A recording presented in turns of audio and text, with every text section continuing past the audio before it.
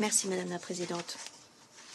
Aujourd'hui, environ 3h15 du matin, heure locale, l'armée israélienne a mené toute une série de frappes en Iran, frappant différents endroits, y compris des immeubles. Ces attaques se poursuivent cet après-midi. Selon nos informations, elles ont visé des bases militaires, des différentes installations, des sites nucléaires et des sites des gardiens de la Révolution. Plusieurs victimes ont été dénombrées, parmi lesquelles des civils. Pour sa part, l'Iran a également envoyé des missiles. À l'heure actuelle, il a fait état, alors même que je m'exprime ici devant vous, de missiles contre Israël. Israël indique qu'il s'agit d'une frappe préventive.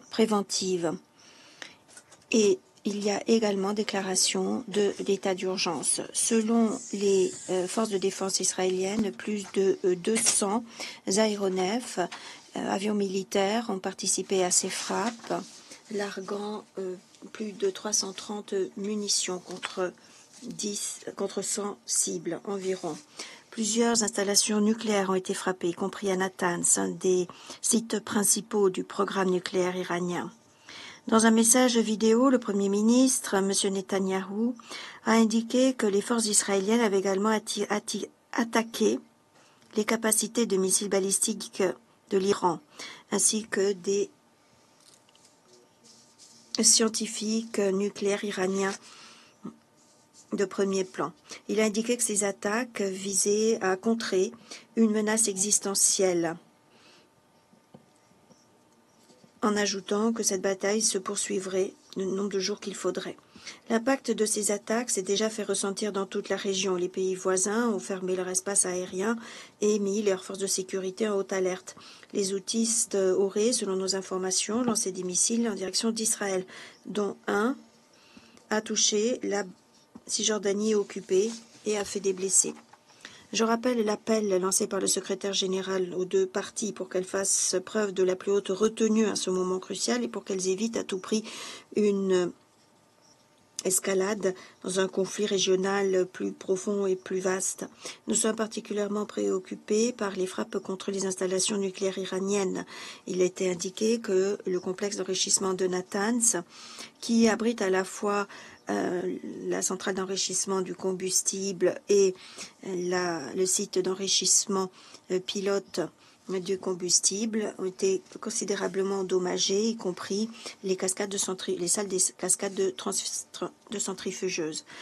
La résolution de l'AIEA adoptée le 12 juin demande à l'Iran de coopérer pleinement avec l'AIEA. Il s'agit de respecter évidemment la charte du droit international. Donc je rappelle à nouveau, comme l'a dit le secrétaire général, que les deux parties doivent faire montre de la plus grande retenue à ce moment et d'éviter une descente dans un conflit régional plus vaste.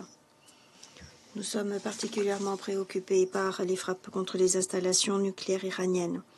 Il a été indiqué que le complexe d'enrichissement de Natanz, qui abrite à la fois le site d'enrichissement de carburant et le site d'enrichissement pilote de carburant, était très endommagé. La résolution de l'AIEA adoptée le 12 juin demande à l'Iran d'honorer ses obligations juridiques et de coopérer pleinement avec l'AIEA afin de remédier de toute urgence au problème de non-respect de l'accord sur les garanties. Enfin, cette dernière escalade dangereuse fait suite à des faits diplomatiques importants. Les pourparlers entre l'Iran et les États-Unis ont repris à Oman ce week-end. J'encourage la poursuite de ces efforts diplomatiques. Une résolution pacifique par le biais de négociations reste la meilleure solution pour garantir la nature exclusivement pacifique du programme nucléaire iranien. Nous devons à tout prix éviter un affrontement qui aurait des conséquences dévastatrices au niveau mondial. Je vous remercie.